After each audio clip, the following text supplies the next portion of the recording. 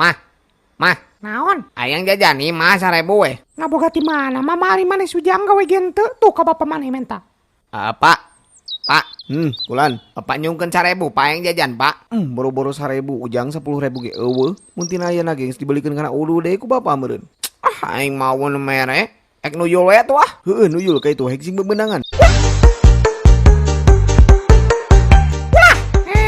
Naon gituan si bapak tuh lincaran budak teh diantep. Keun bae tepkeun tong sok dihalangan Siti ari maneh budak keur ngembangkeun bakat. Pada gelo maneh mah. Hah?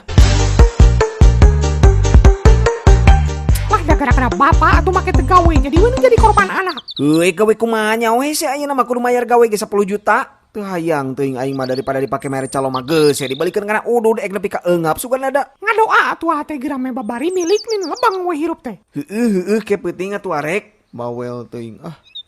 Ya Allah, abdi teh hoyong beunghar ya Allah, hoyong sagala aya, alim susah juga kieu ya Allah.